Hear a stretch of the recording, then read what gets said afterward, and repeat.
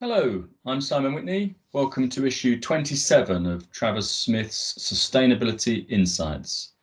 This week, we're looking at the current focus on ESG for alternative asset managers, with particular regard to nature, and we'll also take a look at the UK's world-leading Environment Act.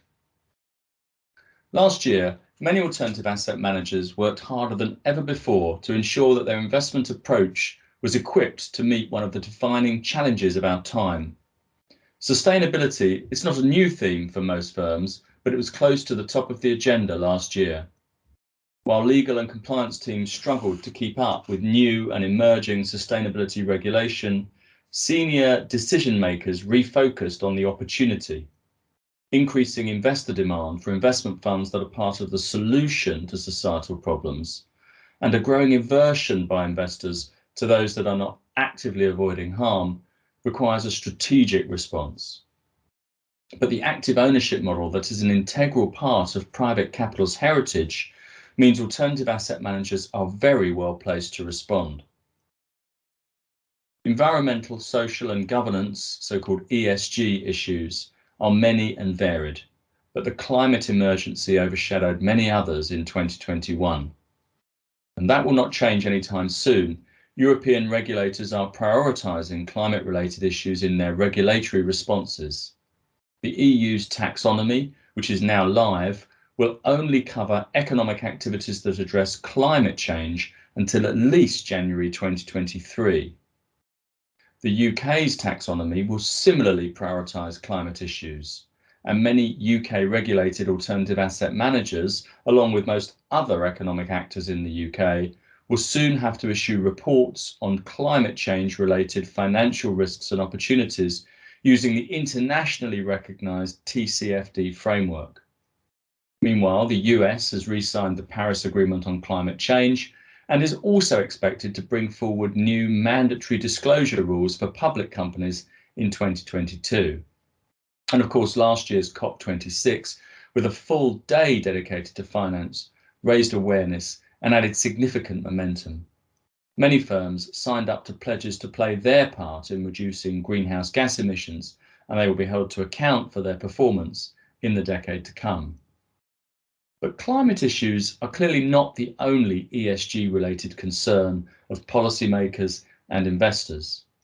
Demonstrating respect for human rights and addressing other social concerns will continue to be vital, and new European laws are likely to impose far-reaching requirements for private companies in the EU to report on their external impacts.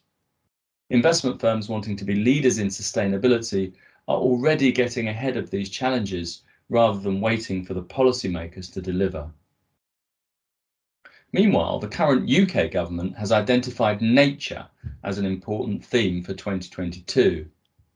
Passed at the end of last year, although mostly not yet in effect, the government boldly claims that the Environment Act will deliver the most ambitious environmental programme of any country on earth. It will, says the government, set an example for the rest of the world to follow.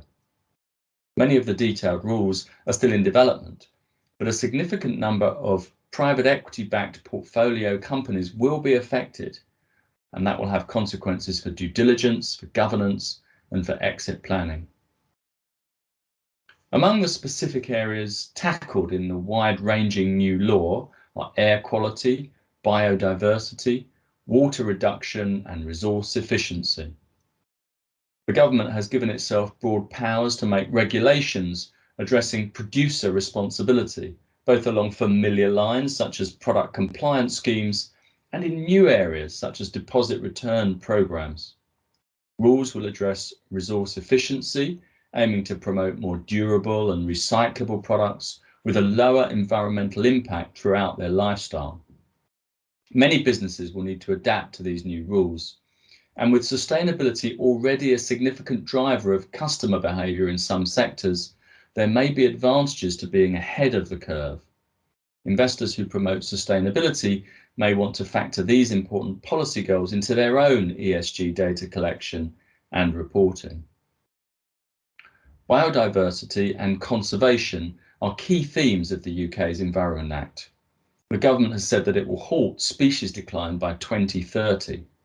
A new long-term biodiversity target will be supported by laws requiring that biodiversity gain is a condition of planning permission or development consent.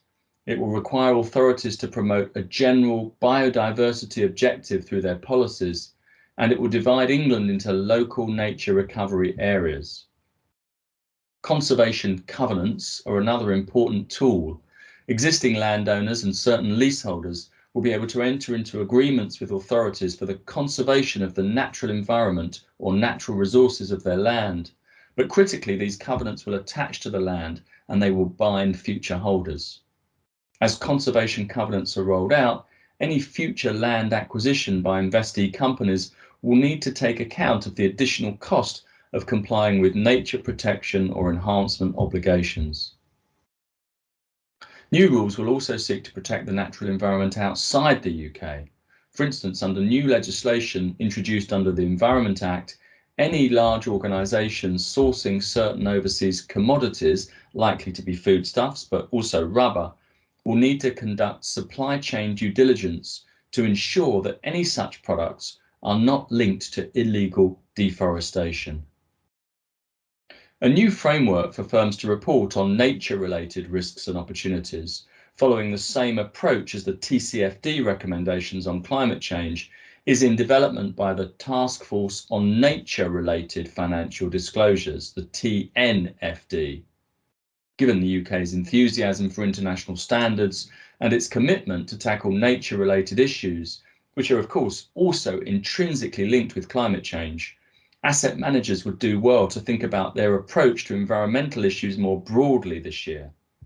They might also want to take a look at the TNFD's preliminary reporting proposals expected in the coming months and consider whether they can evolve their own investor reporting to take account of those recommendations. Thank you for listening. If you would like more information on this topic, please check out our website, where you can also sign up to receive future editions of these insights, or just drop me an email.